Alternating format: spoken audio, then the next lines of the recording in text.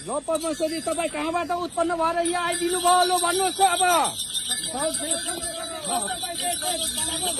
उत्पन्न भएर आउनुभयो यहाँ हामी भन्दा मूर्खले हामीले देखेका छैनौँ अहिलेसम्म यहाँ यस्तो भनेर हामी पनि यसरी भएर आउनुभयो भन्नु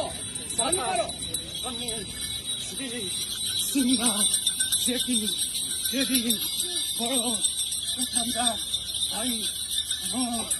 शिवको अवतारमा आएको हो।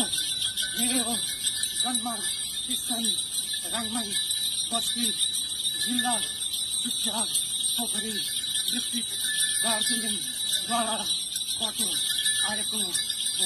ल परमेश्वरी तपाईँ चाहिँ अब कुन ठाउँदेखि कहाँदेखि चाहिँ यसरी तपाईँ देवी उत्पन्न भएको त भन्नु पर्यो कहाँदेखि एकछिन बास बस्नु मात्र आएको हो कि स्थायी होइन, यो सत्य भएर जाँदैछ। कलियुगमा त्यसरी नै आफ्नै घर आँगनमा त्यसरी देवी देवताले बास गरेर जानेछ।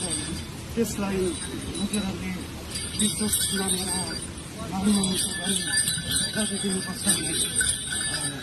अनि यहाँ त चेली हाम्रो एउटा पाला चेलीले चाहिँ एउटा सपना देखेर चाहिँ यहाँ आज 6 बजी आएर चाहिँ अस्ति आज 3 दिन 4 दिन भइसक्यो उसले त लानु खोज्यो हामी लानु नै दिने थियौँ तर यहाँ मेयर र उपमेयरको कारणले उनीहरूले रोक्यो पनि उनीहरूले नै दियो तर यहाँ समाजले नसोधिकन फेरि दिनु खोज्दाखेरि चाहिँ यहाँ अब रोक्यो फेरि त्यतिखेर यहाँ एउटा माता उत्पन्न भई निस्क्यो र यहाँ रोक्यो हिजो र यहाँ रहँदा चाहिँ के हुन्छ र उसले लिएर जाँदा के हुन्छ।